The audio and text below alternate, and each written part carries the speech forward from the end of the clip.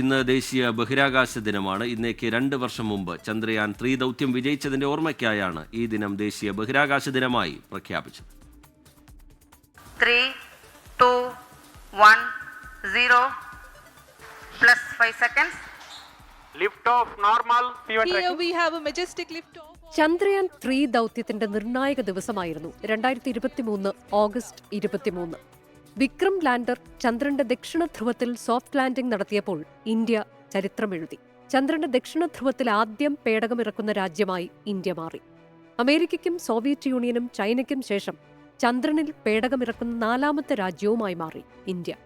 വിക്രം ലാൻഡറിൽ നിന്നുള്ള പ്രഗ്യാൻ റോവർ ശേഖരിച്ച വിവരങ്ങൾ ലാൻഡർ വഴി ഭൂമിയിലേക്ക് കൈമാറി. ഇന്ത്യയുടെ ബഹിരാകാശ സ്വപ്നങ്ങൾക്ക് ചിറകുകൾ നൽകിയ സ്വപ്നതുല്യമായ വിജയമായിരുന്നു അത്. സൂര്യനെപ്പറ്റി പഠിക്കുന്ന ആദിത്യ L1 ഗഗൻയാനും ശുക്രയാനും ഭാരതീയ അന്തരീക്ഷ സ്റ്റേഷനുമൊക്കെയായി ഇന്ത്യയുടെ ബഹിരാകാശ കുതിപ്പ് തുടരുകയാണ്.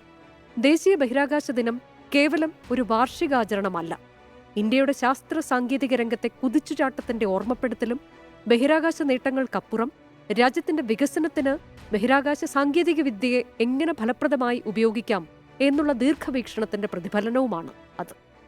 Research desk 24. ലോകത്തെവിടെയായാലും ഏത് സമയത്തും 24 വാർത്തകളും ഓഗ്മെന്റഡ് റിയാലിറ്റി പാക്കേജുകളും എക്സ്പ്ലെയിനറുകളും വിശദമായി കാണാൻ ഞങ്ങളുടെ യൂട്യൂബ് ചാനൽ നിങ്ങൾക്ക് സബ്സ്ക്രൈബ് ചെയ്യാം.